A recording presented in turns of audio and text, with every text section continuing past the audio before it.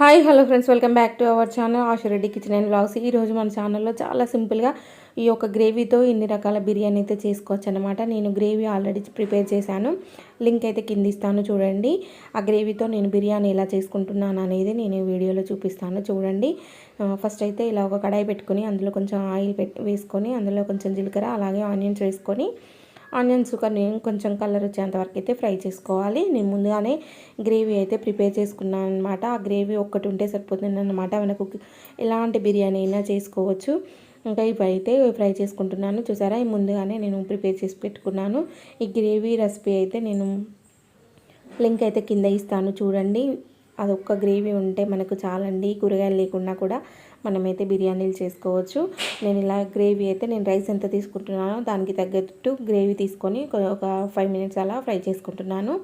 Already cook చేసిందే కాబట్టి పర్లేదు. ఇంక ఇక్కడ పక్కన అయితే రైస్ పెట్టాను బిర్యానీ కాబట్టి. ఇంకా రైస్ అయితే ఒక 80% ఉడికించిన తర్వాత ఇదంతా గ్రేవీ పైన వేసుకుంటున్నాను.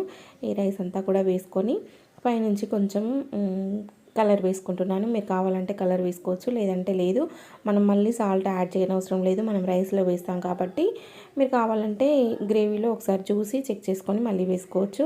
ఇలా రైస్ అంతా కూడా వేసేసి ఒక 2 గంటల వాటర్ కూడా మనం రైస్ ఉడికించుకున్న వాటర్ కూడా వేసుకొని పైనుంచి కొంచెం కలర్ వేసుకొని పైనుంచి మీరు కావాలంటే కొంచెం కొత్తిమీర పుదీనా కూడా వేసుకోవచ్చు. ఇలా వేసుకొని ఒక 10 మినిట్స్ సిమ్లో ఉంచుకుంటే మనకు పొడి పొడిగా బిర్యానీ అయితే రెడీ అయిపోతుంది చూసారా. ఫైనల్గా ఇలా రైతాతో తినొచ్చు. ఆనియన్స్ అయితే సర్వ్ చేసుకొని తింటే సూపర్గా ఉంటుంది.